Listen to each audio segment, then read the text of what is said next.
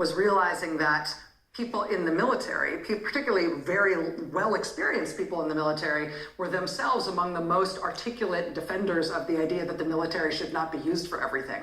And what you're describing about how police themselves are among the most authoritative and at times articulate spokespeople for the idea that police are not the right solution to every problem that we got and that we apply policing resources to. It's an interesting thing in terms of the way these things go as political fights. It also potentially sets up some strange bedfellows in terms of who are allies and who lines up on which side of these fights. I mean, what do you anticipate is going to happen now in Minneapolis now that the city council has come out with this goal? The mayor, at least, seems to be in a slightly different position from it. The community is up in arms. The community is also mobilized like nothing we've seen in a generation. How do you think this is going to play out in terms of trying to make these changes? I can say definitively and authoritatively, I have no earthly idea. I can tell you that the pressures that are going to be on this community are enormous. The eyes of the nation are on and have been on Minneapolis. And so it may be the case that what we end up with is something that will feel to abolitionists more like tinkering around the edges. It may be the case that it's something way more profound. It may work to reduce crime and to improve public trust. It may, and it certainly will, come up with bumps and obstacles.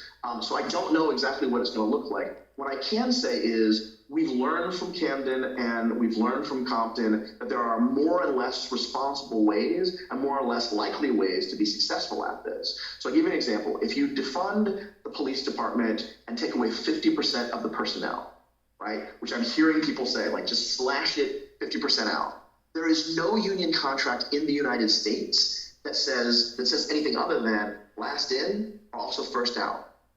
That means if you're trying to cut it, you're actually getting rid of the youngest officers who are also the most progressive, also the most interested in culture change. That's not the department that protesters are asking for, right? So if you don't end up following a roadmap and looking for ways to cut the right officers and cut the right programs, you're going to end up with tragedy in Black communities. And I can't overstate this point.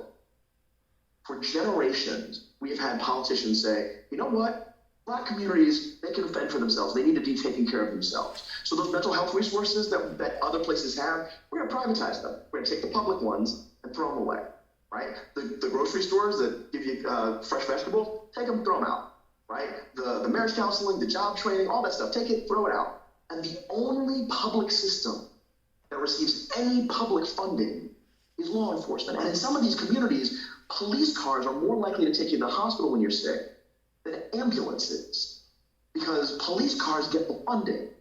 So if all we do is take money out of policing and we don't reinvest it either before or at exactly the same time we take it out of policing into Black communities, we're making it worse. And this is part of the point I hope everybody gets tonight about Minneapolis and what we've been seeing across the nation. This is not just a policing issue.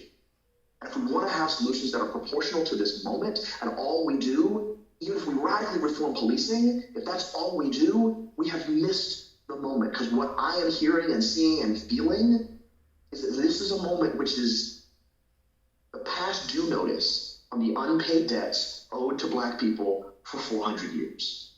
If we don't understand that all of the disinvestment in Black communities is now past due, and we're paying for it right now, right? Just the interest right now, then I'm scared that we're going to come up with solutions that are not worthy of how big this is and feels for our identity as a democracy and for our hope of ever making good on the American creed, particularly for the sons and daughters of former enslaved. Philip Atiba Goff, a professor at John Jay College of Criminal Justice. Dr. Goff, it is great to have you here to talk with us about this tonight.